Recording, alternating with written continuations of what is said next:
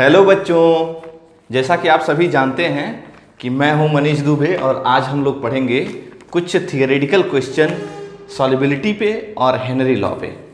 तो यहाँ पर हमने ढेर सारे क्वेश्चंस लिख दिए हैं जो बोर्ड्स के लिए हैं।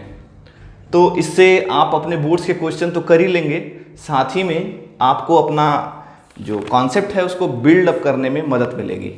जैसे ये जो पहला क्वेश्चन है, आप चाहें तो इसे पॉज करके इसे आप लिख लेंगे या नीचे डिस्क्रिप्शन में ये क्वेश्चंस रिटन फॉर्म में लिखे हुए हैं, तो आप चाहें तो वहाँ से इसे ले भी सकते हैं। अब जरा ट्राई करिए। पहला क्वेश्चन है state Henry law and mention its to application. तो आपको सीधे हेनरी लॉ लिख देना है और उसके दो एप्लीकेशन लिख देने हैं। तो ये सिंपल सी बात है। दूसरा क्वेश्चन है why aquatic life are more comfortable in cold water rather than in warm water. मतलब कि जो एक्वेटिक लाइफ के मतलब जो समुद्री जीव होते हैं वो ठंडे पानी में ज़्यादा कंफर्टेबल फील करते हैं गर्म या वार्म वाटर के कंपैरिजन में। तो हम कहेंगे कि भाई अब यहाँ पर देखो दो चीज़ें हैं, कोल्ड वाटर है और वार्म वाटर है। और आपको पता है इस कोल्ड वाटर में जो एक्वेटिक लाइफ होते हैं यहाँ वो ब्रीदिंग करेंगे, रेस्पिरेशन करेंगे, यहाँ भी करेंगे। लेकिन कोल्ड वाटर में और वार्म वाटर में अगर आप कंपैरिजन करेंगे तो आप देखेंगे कि कोल्ड वाटर में ऑक्सीजन ज़्यादा होगी, वार्म वाटर में ऑक्सीजन कम होगी। ऐसा इसलिए होगा क्योंकि टेम्परेचर बढ़ाने पर सॉल्युबिलिटी गैस की लिक्विड में कम हो जाती है। इसको हेनरी लॉ में आपने पहले पढ़ लिया है। तो इसका आंसर हम देंगे कि कोल्ड वाटर में ज़्यादा ऑक्सीजन, वार्म वाटर में कम ऑक्सीजन इसलिए होगा क्योंकि टेम्परेचर यहाँ ज़्यादा है वार्म वाटर में, तो टेम्परेचर बढ़ाने से किसी भी गैस की लिक्विड में सॉल्युबिलिटी कम हो जाती है। अब अगला क्वेश्चन है what is the significance of Henry law. Henry law constant KH का सिग्निफिकेंस आपको लिखना है। तो एक तो हम डायरेक्ट हेनरी लॉ से हम KH का सिग्निफिकेंस लिख देंगे। अरे हम लोगों ने हेनरी लॉ में क्या पढ़ा था P = KH × काई। तो इससे हम देखेंगे, या हम सॉल्युबिलिटी से भी इसे S से भी कह सकते हैं, P = KS × S। तो हम कह सकते हैं कि जब KH की वैल्यू हम बढ़ाएंगे तो सॉल्युबिलिटी कम हो जाएगी, या टेम्परेचर बढ़ाने पर KH की वैल्यू बढ़ जाएगी। तो ऐसे हम इसका लिख सकते हैं।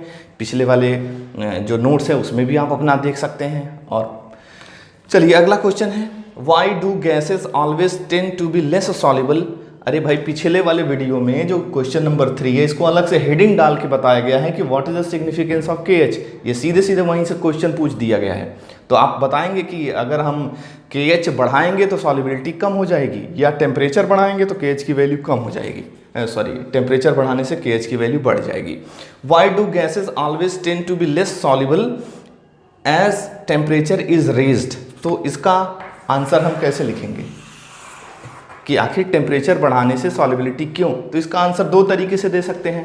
पहला तो हेनरी लॉ से दे सकते हैं। ऊपर वाले में आपने पढ़ा है कि टेम्परेचर बढ़ाने से KH बढ़ेगा, और जब KH बढ़ेगा तो सॉल्युबिलिटी कम हो जाएगी। तो ये एक तरीका है। दूसरा तरीका हम ऐसे भी बता सकते हैं कि जब कोई गैस किसी लिक्विड में डिसॉल्व होता है तो जो ये प्रोसेस होता है ये एक्सोथर्मिक प्रोसेस होता है। तो एक्सोथर्मिक प्रोसेस में अगर हम टेम्परेचर बढ़ाते हैं तो ली चैटलर प्रिंसिपल के अकॉर्डिंग सॉल्युबिलिटी कम हो जाएगी। तो ऐसे भी जवाब दे सकते हैं। अगला है explain the solubility rule like dissolve likes. तो लाइक डिसॉल्व लाइक का मतलब होता है कि अगर कोई एक कंपोनेंट किसी दूसरे कंपोनेंट में डिसॉल्व हो रहा है, यानी कि सोल्यूट सॉल्वेंट में डिसॉल्व हो रहा है, तो ये तब होगा जब दोनों कंपोनेंट पोलर रहेंगे। यानी पोलर में डिसॉल्व होगा, नॉन पोलर में डिसॉल्व होगा। तो इसे हम इंटरेक्शन से और भी समझ सकते हैं, इन क्वेश्चन से। तो आइए हम देखते हैं आगे के क्वेश्चन। तो ये सारे क्वेश्चंस तो आपके हो गए। तो ये हेनरी लॉ का एप्लीकेशन लिखना है और हेनरी लॉ लिख देना है, तो ये हम कर लेंगे। एक्वेटिक लाइफ जो है कोल्ड वाटर में ज़्यादा कंफर्टेबल फील करते हैं क्योंकि ज़्यादा ऑक्सीजन होता है। सिग्निफिकेंस ऑफ हेनरी लॉ में हम बता देंगे कि किस तरह से टेम्परेचर बढ़ाने पे KH बढ़ता है। दूसरा अगला है why gas are less soluble, इसको भी हेनरी लॉ से हम एक्सप्लेन कर सकते हैं। लाइक डिजॉल्व लाइक का मतलब है कि जो पोलर सॉल्वेंट पोलर सल्यूट आसानी से मिक्स हो जाएंगे, सॉल्यूशन बनाएंगे। अब चलिए इधर के क्वेश्चंस को हम करते हैं। देखो ये क्वेश्चंस थोड़े से अच्छे हैं, तो इन्हें हम अपने कॉन्सेप्ट को बिल्ड करने में थोड़ी सी हेल्प मिलेगी। देखो कह रहा है सॉल्युबिलिटी विद वाटर, यानी कि हम लिखेंगे वाटर H2O। तो वाटर कैसा होता है, कह दो होता है पोलर। अब देखो ये फिनॉल है, तो अब हमें बताना है कि वाटर के साथ फिनॉल घुलेगा कि नहीं, वाटर के साथ टॉलुइन डिसॉल्व होगा कि नहीं, वाटर में फॉर्मिक एसिड डिसॉल्व हो, सारे को बारी बारी हम करेंगे। तो लास्ट वाला क्वेश्चन क्या था कि लाइक डिसॉल्व लाइक का क्या मतलब है कि पोलर है, तो अगर ये पोलर है तो ये इसमें घुलेगा, अगर कम पोलर है तो थोड़ा कम घुलेगा। तो आइए देखिए फिनॉल की बात करेंगे। तो फिनॉल में होता क्या है, कह दो फिनॉल में, देखो फिनॉल का ये OH वाला हिस्सा है, जिसे हम चाहें तो आसानी से अलग करके इसे माइनस और प्लस H प्लस में डिसोसिएट कर सकते हैं। मतलब कि इसका जो OH वाला हिस्सा है वो पोलर है, लेकिन जो पीछे वाला हिस्सा है ये नॉन पोलर है, क्योंकि ये हाइड्रोकार्बन एंड है। तो हम कहेंगे कि एक हिस्सा तो इसका पोलर है लेकिन एक हिस्सा पोलर नहीं है, मतलब कि हम इसे पार्शियल पोलर मानेंगे।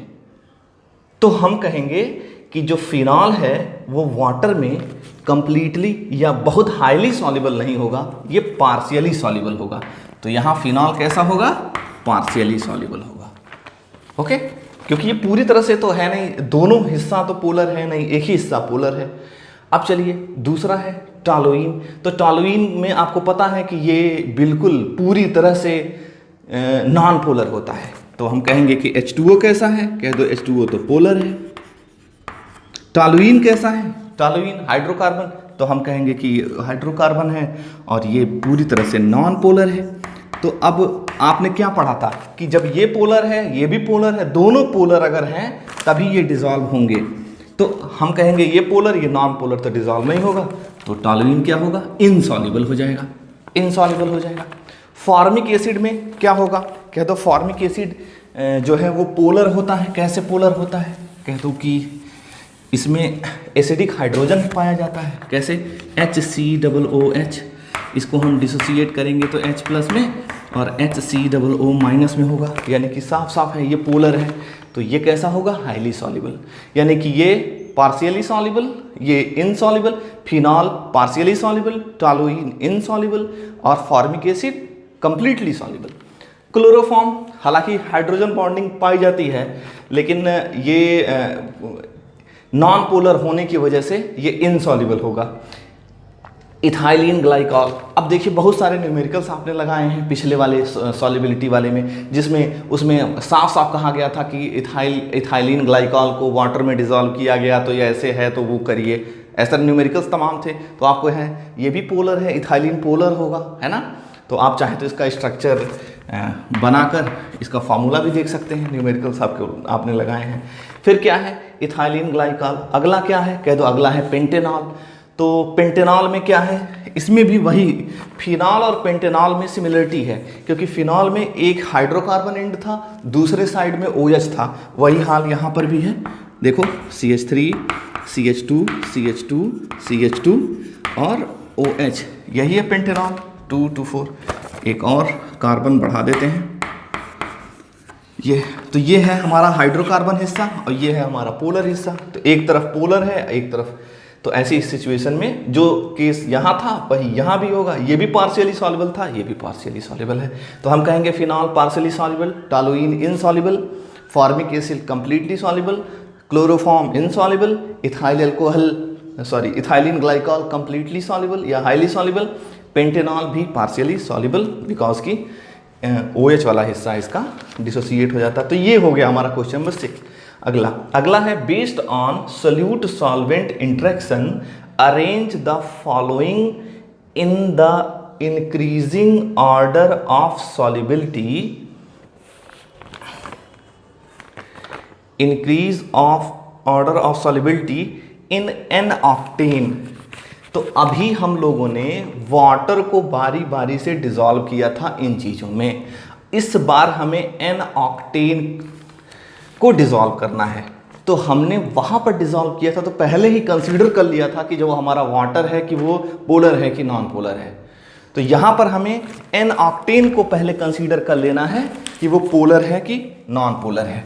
तो एन ऑक्टेन हाइड्रोकार्बन है तो नॉन पोलर है, तो हम कह देंगे कि जो ऑक्टेन है वो कैसा है, कह दो नॉन पोलर है। अब चलिए आइए देखिए, अब इनमें से हमें अरेंज करना है किसको किसको, KCl को, CH3CN को, CH3OH को और साइक्लोहेक्सेन को। तो अगर ये नॉन पोलर है तो इनमें से जो जो पोलर होगा वो इसमें डिसॉल्व नहीं होगा और जो जो नॉन पोलर है वो डिसॉल्व हो जाएगा। तो आइए देखिए, इसमें अगर देखा जाए तो सबसे ज़्यादा पोलरिटी किसकी होगी? अरे भैया, जो जितना ज़्यादा पोलर है वो उतना ही कम नॉन पोलर है। पोलरिटी ज़्यादा है तो नॉन पोलरिटी कम है। तो आइए देखिए, तो पोलरिटी को अरेंज किया जाए तो सबसे ज़्यादा पोलर कौन होगा? KCl होगा। KCl के बाद अब देखो, इथाइल अल्कोहल और CH3CN में अगर हम कंपेयर करें पोलरिटी तो इथाइल अल्कोहल की पोलरिटी ज़्यादा होगी। तो अगले नंबर पे क्या आ जाएगा? CH3OH आ जाएगा। फिर अगले पे क्या आएगा? CH3CN आ जाएगा। यानी सबसे ज़्यादा पोलर KCl, फिर इथाइल अल्कोहल, फिर CH3CN। अब लास्ट में हम देखेंगे साइक्लोहेक्सेन। तो साइक्लोहेक्सेन तो कहे तो नॉन पोलर है, यानी ये कि सबसे कम, ये नॉन पोलर है तो ये सबसे कम पोलरिटी होगी, यानी सबसे कम पोलरिटी किसकी हो जाएगी? साइक्लोहेक्सेन की। तो हम ऐसे कह सकते हैं ये पोलरिटी का डिसेंडिंग ऑर्डर है, पोलरिटी का डिसेंडिंग ऑर्डर है, और नॉन पोलरिटी का असेंडिंग ऑर्डर हमें करना तो इसी को उल्टा कर देना है। तो बताइए, ये नॉन पोलर है तो इनमें से सबसे ज़्यादा इसमें कौन डिसॉल्व होगा? कह दो वही डिसॉल्व होगा जो नॉन पोलर होगा। और नॉन पोलर कौन होगा? जो सबसे कम पोलर होगा। तो सबसे पहले कौन आएगा? साइक्लोहेक्सेन, फिर CH3CN, फिर CH3OH, फिर KCl। इसको हम असेंडिंग ऑर्डर में ऐसे लिख सकते हैं। तो हम ऐसे बना सकते हैं, है ना। साइक्लोहेक्सेन फिर से कर लेंगे हम, ये तो आप कर सकते हैं। साइक्लोहेक्सेन असेंडिंग ऑर्डर में करना है तो सबसे कम सबसे ज़्यादा जो है नॉन पोलरिटी के हिसाब से क्या करना है इसे ज़रा देखो तो। सॉल्युबिलिटी इन ऑक्टेन, ये असेंडिंग ऑर्डर है या डिसेंडिंग ऑर्डर है? Based on solute solvent interaction arrange the following in increasing order में। तो इंक्रीजिंग ऑर्डर में आप इसे कर लेंगे। तो अगला देखिए, suggest the most important type of intermolecular interaction in the following pairs. आपको बताना है कि ये दोनों आपस में घुले हुए हैं। देखो पहला क्या है? एन हेक्सेन, एन ऑक्टेन है, ये दोनों आपस में डिसॉल्व हैं। तो आपको बताना है कि इसमें इंटरेक्शन कैसा होगा। तो अब ज़रा सोचो तो, एक एन हेक्सेन नॉन पोलर है, एन ऑक्टेन भी नॉन पोलर है। तो जो एक नॉन पोलर दूसरे नॉन पोलर में, जैसे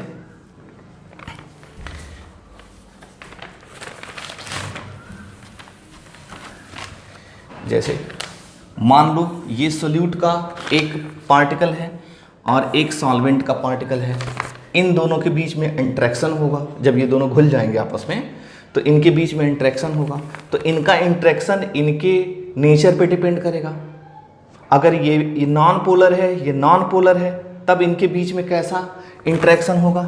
कह दो डिस्पर्सन या लंडन फोर्स। London force. तो हम कहेंगे ये भी नॉन पोलर, ये भी नॉन पोलर, तो इनके बीच में कैसा है इंटरेक्शन होगा? तो कह दो कि लंडन फोर्स या डिस्पर्सन। इसको क्लास 11th में आपने पढ़ा है। I2 non polar, CCl4 non polar, तो दूसरा वाला भी वही है ना। जैसे ऊपर वाला है, ये भी नॉन पोलर है, ये भी नॉन पोलर है, तो इनके बीच में भी डिस्पर्सन और लंडन फोर्स होगा। अब देखो ये NaClO4 और H2O, तो ये तो पोलर है। H2O तो कह दो पोलर होता है और NaClO4 भी पोलर होता है। इसको हम कैसे तोड़ सकते हैं? ऐसे ब्रेक कर सकते हैं, Na+ और ClO4 माइनस में। तो ये पोलर है, तो ये भी पोलर है, ये भी पोलर है, तो इनके बीच का जो इंटरेक्शन होगा वो डाइपोल डाइपोल इंटरेक्शन होगा।